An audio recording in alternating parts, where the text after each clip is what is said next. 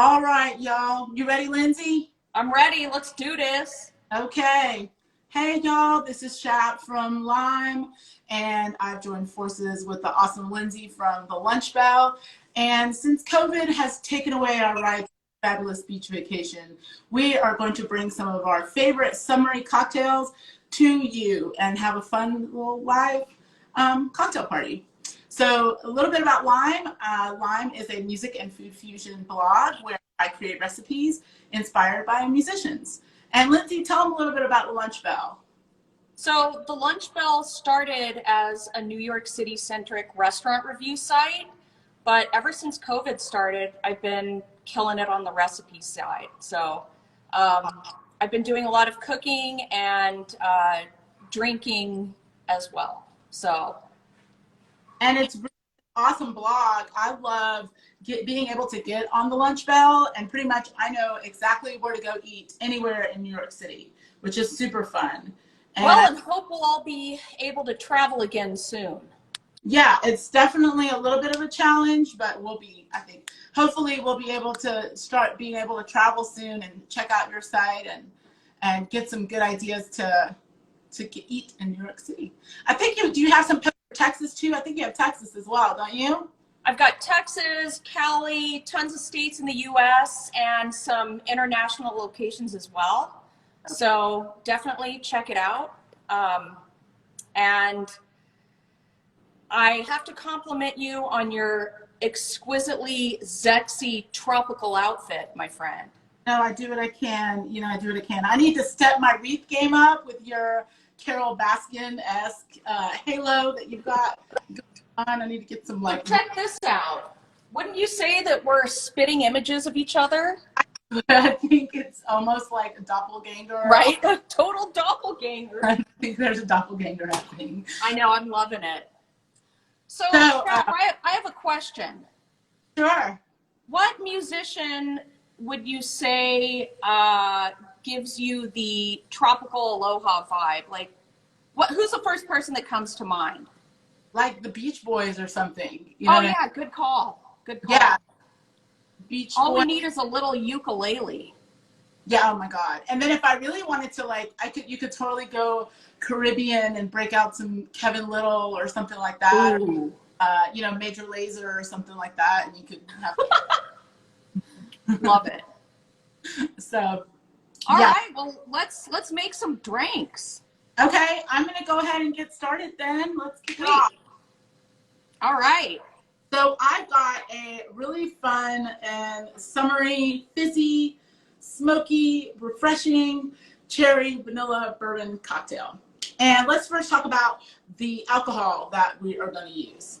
So I'm going to use Evan Williams 1783. It's the small batch. It's a little bit higher grade than the standard Evan Williams, but I would definitely recommend a Kentucky bourbon, or I've got Pritchard's here, and Pritchard's is a Tennessee bourbon because I'm a Tennessee girl, and yes. I've got the Sweet Lucy's, and this one's cute because if you really want to drink and also support a cause, all the proceeds from the Sweet Lucy's goes to the children of fallen heroes and soldiers. So that's great. Yeah, that's just a good bourbon to purchase, and so you're drinking but you're also donating to a good cause. Ideally in this situation I would have loved to have Four Roses, but because the Ronta has messed up distributors and shipping, all the liquor stores in the area are having a hard time getting Four Roses.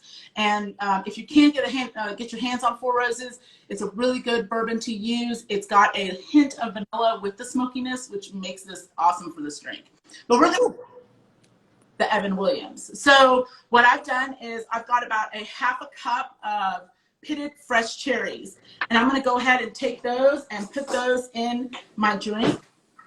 So I'm going to go ahead and put a half a cup. I'm just free measuring this, but let me put a little bit more. I think that would be nice. Make it a little more cherry-ish. And you could actually get extra country and make this drink top it off with Dr. Pepper, but we'll talk about that later. I'm going to muddle my cherries a little bit here. Critical battery, please charge. I'm going to add about a teaspoon of fresh squeezed lime juice to this, just to give it a little bit of refreshing flavor. I've got about a fourth of a teaspoon of fresh vanilla extract. And then I'm going to use 3 teaspoons of monk fruit sweetener, because I'm watching my girlish figure, Lindsay, so I have to keep it fit and trim. No, I'm having bourbon. We're gonna keep it fit and trim. So I'm going to do 3 teaspoons of monk fruit, but you can also do the same 3 teaspoons of maple syrup. So you can do maple syrup too, if you want to, but we're going to go ahead and do monk fruit because I think it'll be a good little. So we'll go ahead and put some 3 teaspoons. This is going to be and this stuff kind of dissolves in liquid. And I use this in another one of the videos I've done with Block Fitness. It literally just dissolves. It's so awesome. And we'll take about, excuse me for the drop. I've got about 1.5 ounces of the Evan Williams 1783 that's going in here too. Woo! Yes, yes, girl, yes. All right, we're gonna muddle all of that together really nicely, and just until all the juices from the cheese and the granules of the monk fruit. Now, if you have the maple syrup, you don't have to worry about the granules. But with this one, we're just gonna muddle this just a little bit more until all the juices are released. You don't want to really mush it up too bad, but you get my drift. And then I'll be right back in just a second. I'm gonna grab some fresh ice. Give me 2 seconds. So does anyone out there have any questions yet about what Shap is doing?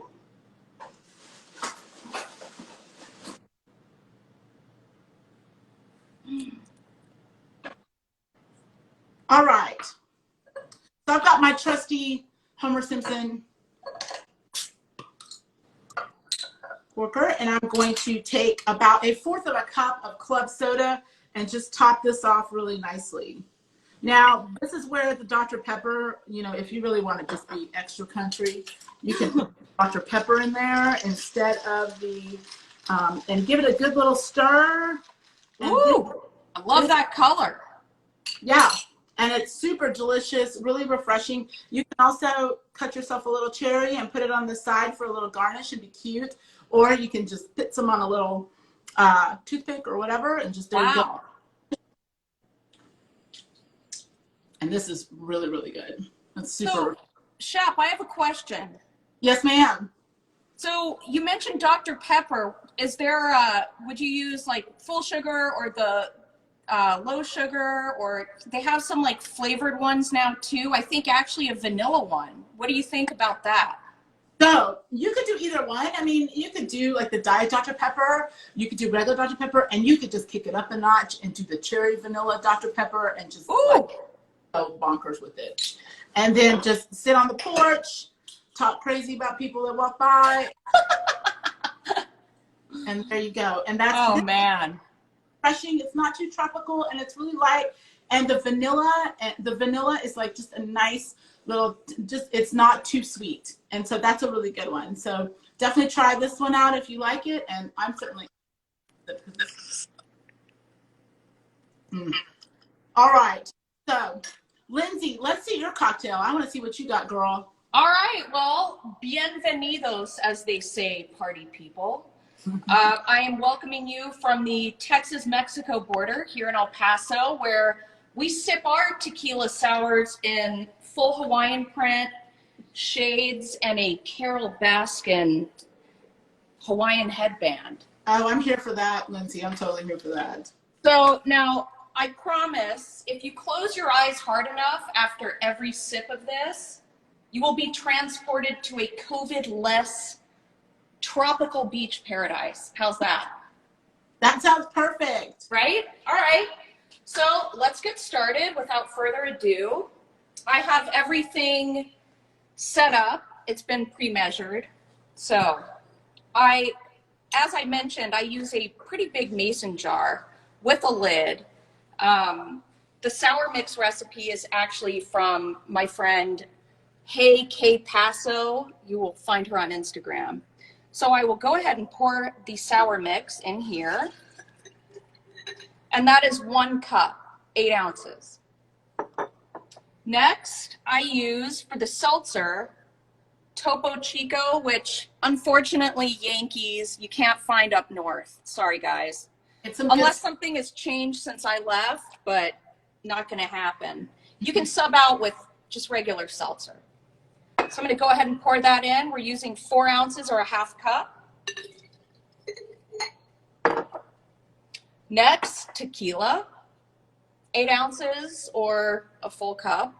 I prefer silver, 100% agave. You do not have to do anything fancy because you're not going to taste it anyway.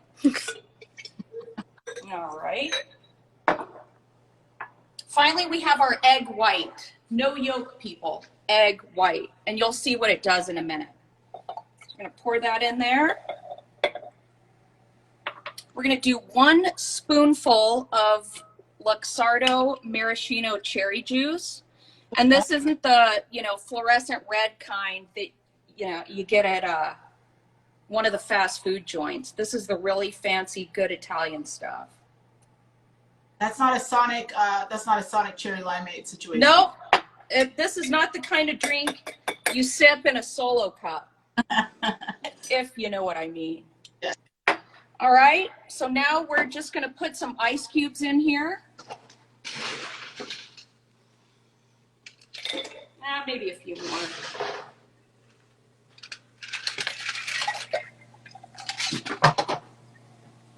All right. And let's seal this guy up.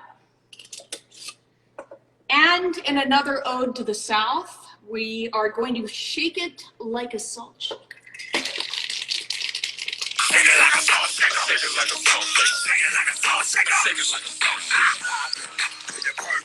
All right. See, check out that foam, and that is courtesy of the egg white. So my drink has some umbrellas with 2 of the Luxardo maraschino cherries in them, because what would it be a beach vacation without umbrellas in your drink? I think not. All right, here we go. We'll just do a little pour over. Not a comb over, Donald Trump, but a pour over. No, I want to come over. All right. And there we go. So if you look from the side, you've got a nice, or that. So you have a nice little crown of the egg white foam, and it really gives the drink a nice body. And it's not too sweet, it's not too tart, but if you do like that tart taste, which I do, feel free to add a tablespoon or 2 of fresh lime juice, and it makes it really, really great. Give it a little stir, kind of let everything kind of blend in together, and then take your first sip. I love Cheers. and the way the sunlight plays upon her head. I love it, Lindsay. Cheers, my girl. Cheers. Do it up to the camera. Are we going to take a sip at the same time? We should. You want to count down? Yeah. Go ahead. Take it away. 3, 2, sip. Quite. Woo! Perfect. Yes, I'm for it. So, Shap, should we share with everyone how we first met but have never actually met? Oh yeah, we definitely give them the story, the backstory of the lunch bell and lime for sure.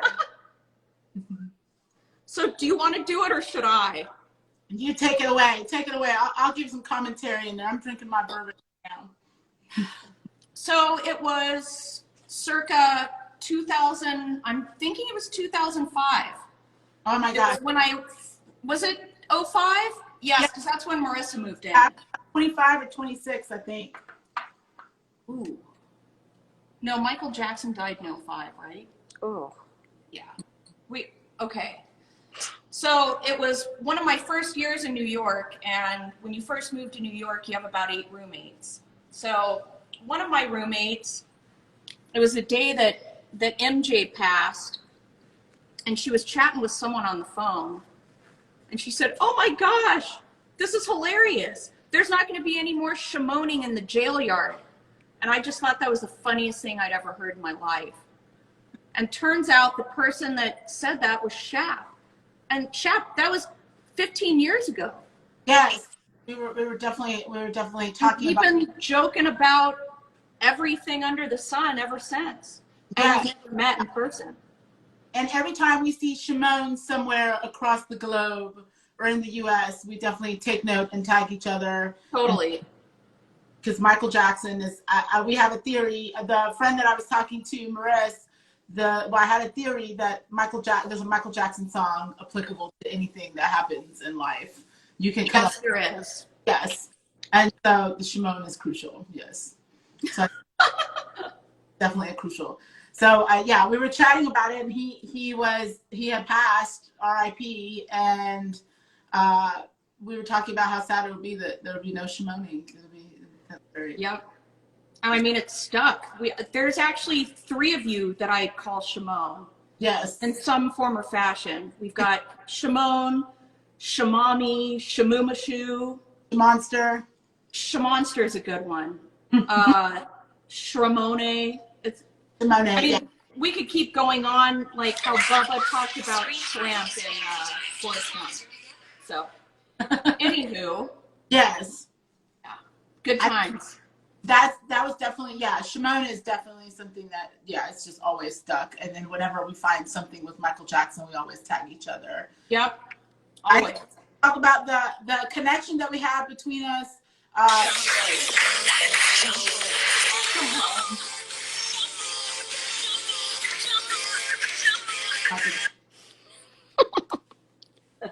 And we've got us on here. How are we different? I wonder. And people don't know the difference between us either. How we're connected in different ways too. So I'm part of the Jew crew, and I'm Muslim, and so we've got the Jew and the Muslim together. Both Southern food bloggers represent cocktail party. Yeah, exactly. So it's definitely it's a fun connection. And I don't know. Anybody got some questions or comments or anything that they want to know about the drinks or anything or like us, or give us the date that MJ died, since we totally. I don't even remember. It was in July. I think it was summer of 05. I'm going to say summer of 05. No, it wasn't 05. It must have been 09. No, Oh my God, we're so off base 4 years later. I know, I'm kind of embarrassed as someone who calls herself Shimon. But we're not MJ experts by any stretch. June 25th, It's a 2009. good thing my mom has the Man in the Mirror book. Since she actually followed him like people follow the Grateful Dead. Oh wow, that's actually Yeah. really good book. Oh, there it is, 2009. You learn something new every day. Look at this cocktail.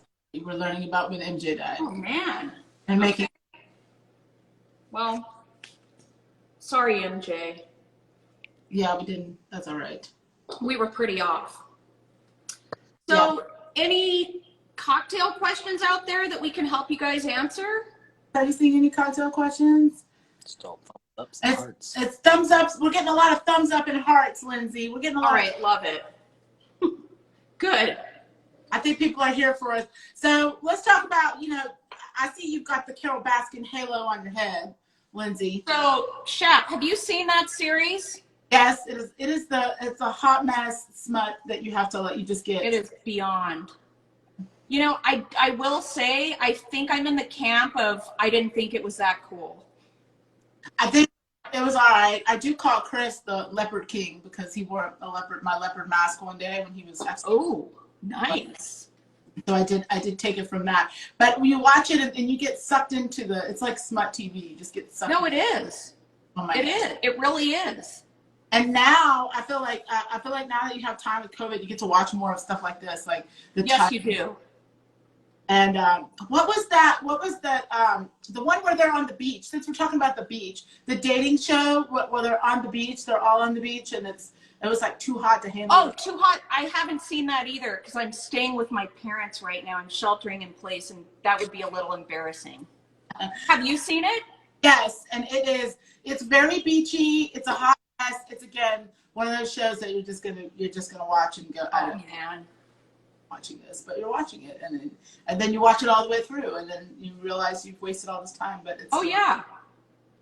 So Well, lately I've loved Indian matchmaking on Netflix. oh my god, I watched that. Oh, I'm like, there were only 8 episodes. Like, there better be a season 2. I mean, it just abruptly ended. I feel like we definitely needed a season 2 with this, and I didn't realize the last episode was the last episode when I watched it. I know, it just stops out of nowhere. And who was the girl in the beginning? There was a girl in the beginning, or maybe she was like in the first 2 episodes. I think her name was Nadia?